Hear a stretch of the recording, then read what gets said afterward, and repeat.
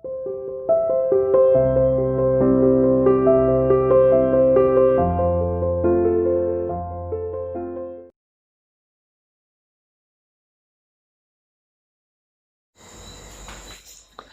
Student, welcome to CR international online classes. बेटा, हम second chapter में फ्रॉम बिजनेस टू एम्पायर के अंग्रेज है वो यहाँ पर बिजनेस करने के लिए आए थे, लेकिन उन्होंने अपना यहाँ पर साम्राज्य है वो खड़ा कर लिया। उसको उसी में आगे डिस्कस करते हैं कि सत्ता की सर्वोच्चता का दावा। अब अपने आप को सर्वोच्च कौन मानता, सर्वोच्च में श्रेष्ठ कौन था? कि कंपनी अपने आप को श्रेष्ठ मानती थी, ठीक है। जो राज्य है यहाँ के वो अपने आप को श्रेष्ठ है वो मानते थे। तो इन दोनों बातों को लेकर इन दोनों के बीच आपस में टकराव है वो होने लगा। लॉर्ड हेस्टिंग्स जो भारत का गवर्नर जनरल था 1813 से लेकर 1823 तक गवर्नर जनरल के रूप में उसने कंपनी का है वो नेतृत्व कहा। के नेतृत्व में, यानी उनके नेतृत्व में कंपनी ने कहा वह भारतीय राज्यों से ऊपर है। कि उनके नेतृत्व में ईस्ट इंडिया कंपनी ने कहा कि वह भारतीय राज्य हैं उनसे ज्यादा वो ऊपर है, यानी सत्ता में भी, पावर में भी और अदरवाइज भी वो उनसे क्या है, श्रेष्ठ है। और किसी भी राज्य की सत्ता ले सकती है और किसी भी राज्य की जो सत्ता है, जो पावर है वो ले सकती है। पर कई राज्यों ने विरोध किया और कई राज्यों ने इस बात का विरोध किया। उन्होंने ये कहा कि हम अपने राज्य का शासन अच्छे प्रकार से चला सकते हैं, हमें कंपनी की कोई आवश्यकता है वो नहीं है। लेकिन कंपनी क्या कहती थी कि वो भारतीय राज्य से श्रेष्ठ है और वो किसी भी राज्य की जो सत्ता है उसको अपने हाथ में ले सकती है। कितूर जो कर्नाटक में था, कितूर पर कंपनी ने हमला किया। अब सत्ता हथियाने के लालच से कंपनी ने कितूर के ऊपर हमला है वो कर दिया। तो कितूर की जो रानी थी चेन्नम्मा ने रण छेड़ा। जो कितूर की रानी थी चेन्नम्मा, उन्होंने कंपनी के खिलाफ लड़ाई है वो शुरू कर दी और 1824 में गिरफ्तार होकर, और उस लड़ाई में क्या कि 1824 में कंपनी की विजय हुई, कंपनी ने उनको गिरफ्तार है वो कर लिया और गिरफ्तार होकर 1829 में जेल में प्राण त्यागे। अब कंपनी ने, अंग्रेजों ने उनको गिरफ्तार कर लिया और जेल में डाल दिया और 1829 में उन्होंने जेल में ही अपने प्राण है वो त्याग दिए, यानी जेल में ही उनकी मृत्यु है वो हो गई। किन्नूर स्थित संगोली। अब किन्नूर के पास स्थित संगोली के एक गरीब चौकीदार ने यह प्रतिरोध है वो जारी रखा। कितूर के पास स्थित संगोली के एक गरीब चौकीदार था, उस गरीब चौकीदार ने अंग्रेजों का विरोध है या प्रतिरोध है उसको जारी रखा और इन्हें 1839 में फांसी पर लटकाया गया। और उसने विरोध है वो जारी रखा, लेकिन लास्ट में अंग्रेजों ने उनको गिरफ्तार कर लिया और 1830 में उनको फांसी पर है वो लटका दिया, जो अंग्रेजों का विरोध है वो कर रहे थे। क्योंकि कंपनी ये चाहती थी कि वो कितूर की सत्ता है वो अपने हाथ में लेना चाहती थी, लेकिन वहां की जो महारानी थी चेन्नम्मा, उन्होंने उसका विरोध किया। तो अंग्रेजों ने उनको गिरफ्तार कर लिया और 1829 में जेल में ही उनकी मृत्यु है वो हो गई। उसके बाद संगोली का एक गरीब चौकीदार था, उन्होंने कंपनी के इस सत्ता लेने का विरोध किया और इस प्रतिरोध को जारी रखा, लेकिन 1830 में उनको फांसी पर लटकाया गया। ईस्ट इंडिया कंपनी रूस से डरी हुई थी। जो ईस्ट इंडिया कंपनी थी वो रूस से डरी हुई थी। कंपनी को डर था कि कहीं रूस भारत पर कब्जा न कर ले, और कंपनी इस बात से डरी हुई थी कहीं रूस है वो भारत के ऊपर कब्जा न कर ले। इसलिए कंपनी ने 1842 में अफगानिस्तान, जो हमारा पड़ोसी देश है, अफगानिस्तान की सीमा भी भारत के साथ लगती है, अफगानिस्तान, और 1843 में सिंध को कब्जे में ले लिया। तो कंपनी रूस से डरी हुई थी और उन्होंने, कंपनी ने 1842 में अफगानिस्तान और सिंध को है वो भी अपने कब्जे में ले लिया। पंजाब को महाराजा रणजीत सिंह ने बचाए रखा। पंजाब के ऊपर महाराजा रणजीत सिंह का शासन था, तो महाराजा रणजीत सिंह ने पंजाब को कंपनी से बचाए रखा। उन्होंने पंजाब की जो सत्ता है वो कंपनी के हाथ में नहीं जाने दी। परंतु 1839 में मृत्यु के बाद, और 1839 में महाराजा रणजीत सिंह की है वो मृत्यु हो गई। 1849 में दो लड़ाई, अब पंजाब की सत्ता हासिल करने के लिए कंपनी ने 1849 में दो लड़ाइयां लड़ी और बाद में कंपनी ने पंजाब को कब्जे में ले लिया। और बाद में कंपनी ने क्या है कि 1849 में दो लड़ाइयां लड़कर उसमें कंपनियों की जीत हुई और कंपनी ने पंजाब को भी अपने कब्जे में ले लिया। देखो नेक्स्ट आता है विलय की नीति। विलय क्या होता है कि किसी राज्य को अपने राज्य में मिला लेना। तो विलय की नीति लॉर्ड डलहौजी ने लागू की, कि इस नीति को लॉर्ड डलहौजी ने है वो लागू किया था। इसके तहत अगर किसी शासक के, यानी विलय की नीति के तहत अगर किसी शासक के कोई पुरुष वारिस नहीं होता था तो उस राज्य को कंपनी का हो जाएगा। यानी इस नीति में यह कहा गया था अगर किसी राज्य का कोई पुरुष वारिस नहीं है, यानी किसी शासक का अगर कोई पुत्र नहीं है, तो वह राज्य है वो राज्य कंपनी के अधीन है वो हो जाएगा। लेकिन काफी शासकों ने इसका विरोध भी किया।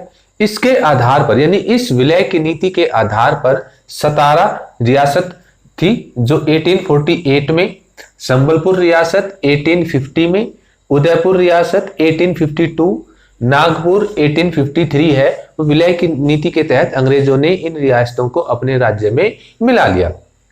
झांसी भी ऐसी ही रियासत थी जिसको अंग्रेज है वो अपने राज्य में मिलाना चाहते थे, लेकिन झांसी की रानी ने इसका विरोध किया, क्योंकि झांसी की रानी का अपना खुद का कोई पुत्र नहीं था। उन्होंने एक पुत्र को गोद लिया हुआ था। वो कहती थी कि मेरे बाद मेरे राज्य का या रियासत का जो वारिस है ये पुत्र है, लेकिन अंग्रेजों ने इस बात को मानने से है वो मना कर दिया। अंग्रेजों ने जब इस बात को मानने से मना कर दिया तो झांसी की रानी ने अंग्रेजों के खिलाफ लड़ाई है वो शुरू कर दी, और झांसी की रानी ने अंग्रेजों का डटकर मुकाबला किया, लेकिन उस लड़ाई में वो हार गई। और 1854 में झांसी को भी विलय की नीति के तहत अंग्रेजी शासन में मिला लिया, अंग्रेजों को मिल गई और अंग्रेजी शासन में झांसी को है मिला लिया गया।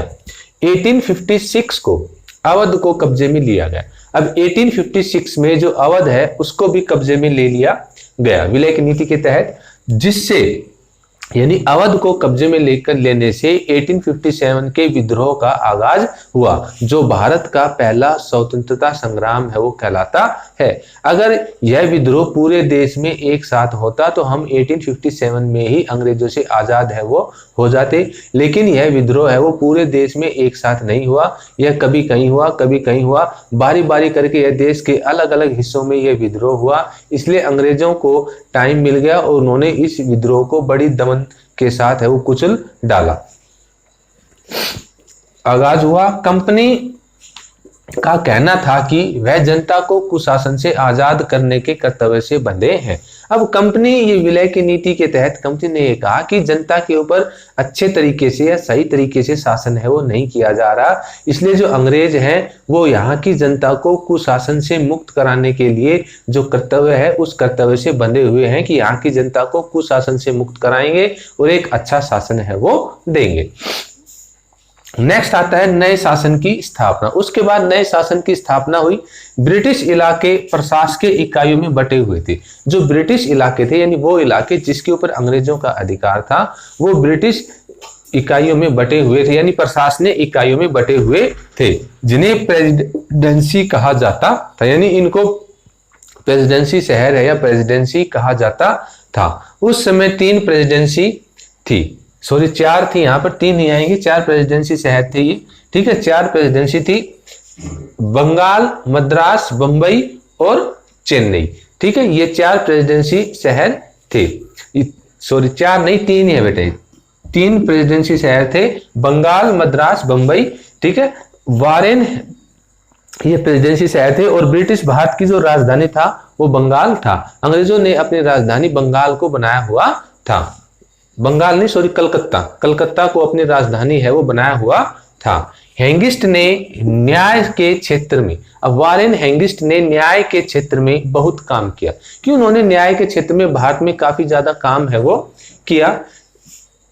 1772 में यानी 1772 में कहा गया कि हर जिले में 2 अदालतें होंगी। 1772 में यह कहा गया कि हर जिले में 2 अदालतें होंगी, फौजदारी अदालत और दीवानी अदालत। दीवानी अदालत के मुखिया यूरोपीय जिला कलेक्टर थे। अब जो दीवानी अदालत थी उसका जो मुखिया होता था वो यूरोपीय जिला कलेक्टर थे। फौजदारी अदालत काजी और मुफ्ती के अंतर्गत थी, और जो फौजदारी अदालत थी उसका मुखिया काजी और मुफ्ती है। ये जो पद थे इन नाम दिया गया था इन पदों को कि इनका जो मुखिया होता था वो काजी और मुफ्ती थे। अब 1775 में 11 पंडितों ने भारतीय कानूनों का संकलन है वो तैयार किया, यानी भारतीय कानूनों की एक लिस्ट है वो तैयार की। एन.बी. हेल्ड ने, ये नेम है, एन.बी. हेल्ड ने इसका इंग्लिश में अनुवाद किया, यानी एन.बी. हेल्ड ने इसको इंग्लिश में ट्रांसलेशन है वो किया। अब 1778 में मुस्लिम कानूनों का भी संकलन आया और इसी प्रकार 1778 में जो मुस्लिम कानून थे उनका भी एक संकलन है वो आया, उनकी भी एक लिस्ट है वो क्या, मुस्लिमों के लिए ये कानून है वो होने चाहिए। और 1775 में हिंदुओं के कानूनों का संकलन आया और उसमें कहा कि हिंदुओं के लिए भी ये कानून है वो होने चाहिए। हिंदुओं के कानूनों को 11 पंडितों ने है वो तैयार किया था। 1773 में रेगुलेटिंग एक्ट, यानी रेगुलेटिंग एक्ट है वो पास किया। एक्ट के तहत एक नए सर्वोच्च न्यायालय की स्थापना की गई, यानी 1773 के रेगुलेटिंग एक्ट के तहत एक सर्वोच्च न्यायालय की स्थापना है वो की गई। इसके अलावा कलकत्ता में अपीलीय अदालत, सदर निजामत अदालत की भी स्थापना है वो की गई। अब देखो इसमें आता है कि 1773 के रेगुलेटिंग एक्ट का मुख्य उद्देश्य ईस्ट इंडिया कंपनी की कार्रवाइयों पर अंकुश लगाना था, यानी 1773 का जो रेगुलेटिंग एक्ट पास किया गया, इस एक्ट के पास होने के तहत यह व्यवस्था की गई कि सर्वोच्च न्यायालय की स्थापना है वो की गई और इसका मुख्य उद्देश्य यह था कि जो ईस्ट इंडिया कंपनी है उसके कार्यों के ऊपर अंकुश लगाना था, कि वो अपनी मनमर्जी है वो ना कर सके, अब उसकी कार्रवाइयों पर अंकुश लगाना था। अब इस एक्ट की मुख्य विशेषताएं थी, यानी 1773 के रेगुलेटिंग एक्ट की मुख्य विशेषताएं इस प्रकार हैं। बंगाल का गवर्नर भारत का गवर्नर जनरल बन गया। अब बंगाल का जो गवर्नर जनरल था वह संपूर्ण भारत का गवर्नर जनरल है वो बन गया, यानी इस एक्ट के तहत बंगाल के गवर्नर को कंप्लीट यानी पूरे भारत का गवर्नर जनरल है वो घोषित किया गया।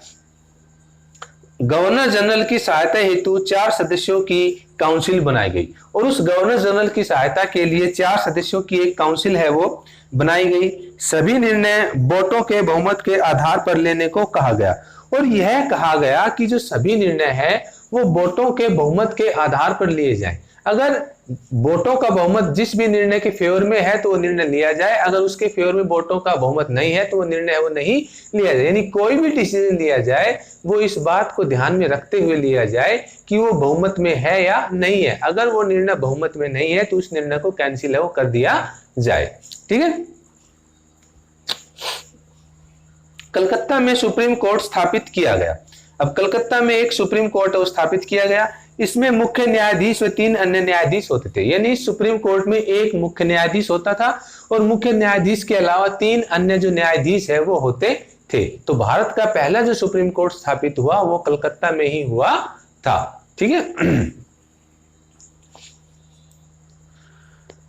इस बात पर सख्ती से जोर दिया गया कि कोई भी कंपनी का अफसर प्रत्यक्ष या अप्रत्यक्ष रूप से रिश्वत नहीं लेगा और इस बात पर विशेष रूप से जोर दिया गया कि डायरेक्ट या इनडायरेक्ट कंपनी का कोई भी अफसर है वो रिश्वत नहीं लेगा। ठीक है, कि कंपनी क्या है कि देखो जो अफसर है वो रिश्वत लेते थे, उन्होंने यहाँ पर लूटपाट मचा दी थी और उनको कहा गया, कंपनी के अफसर ये चाहते थे कि उनको विशेष तोहफे में जमीन और बहुत सारा पैसा है वो चाहिए। तो इस बात पर 1973 में भ्रष्टाचार पर रोक लगाने के लिए इस बात पर विशेष जोर दिया गया कि कोई भी कंपनी का अफसर डायरेक्ट या इनडायरेक्ट तरीके से रिश्वत है वो नहीं लेगा। ये तो इस 1973 के रेगुलेटिंग एक्ट की विशेषताएं थी, लेकिन इस एक्ट की कुछ कमियां भी थी। सभी निर्णयों पर गवर्नर जनरल सबसे ऊपर होता था, यानी सभी जो निर्णय होते थे उनमें सबसे ऊपर गवर्नर जनरल होता था, परंतु उसकी अपनी काउंसिल का कोई नियंत्रण नहीं था। अब सभी निर्णयों में गवर्नर जनरल है वो सबसे ऊपर होता था, लेकिन उस गवर्नर जनरल का अपनी काउंसिल के ऊपर किसी प्रकार का कोई नियंत्रण है वो नहीं था। सर्वोच्च न्यायालय अंग्रेजी कानून के तहत प्रशासनिक कार्य करता था, जबकि अन्य न्यायालय पहले से निर्मित कानूनों के अनुसार निर्णय लेते थे। अब जो सर्वोच्च न्यायालय है वो अंग्रेजी कानून के तहत, सर्वोच्च न्यायालय सुप्रीम कोर्ट है वो अंग्रेजी कानून के तहत प्रशासनिक कार्य करता था, यानी वो एडमिनिस्ट्रेशन के जो वर्क हैं वो अंग्रेजी कानूनों के तहत करता था और बाकी जो भी न्यायालय थे वो पुराने पहले से जो निर्मित कानून है या पुराने जो कानून हैं उन्हीं के अनुसार निर्णय लेते थे। गवर्नर जनरल अन्य प्रेसिडेंसियों पर जोर नहीं चला सकता था। अब जो गवर्नर जनरल था वो अन्य जो प्रेसिडेंसी थी या अन्य जो प्रेसिडेंसी शहर थे उनके ऊपर वह जोर है वो नहीं चला सकता था, यानी उनके ऊपर उसका कंट्रोल है वो नहीं था। भारतीय जिले में कलेक्टर बड़ा ओहदा होता था, और भारतीय जिले में जो कलेक्टर है वो सबसे बड़ी पोस्ट होती थी, सबसे बड़ा ओहदा होता था। अब कलेक्टर के काम क्या होते थे? लगान और कर जमा करना, लगान लेना और टैक्स है वो उसको जमा करना, कानून व्यवस्था बनाए रखना, ये कलेक्टर का वर्क है वो होता था।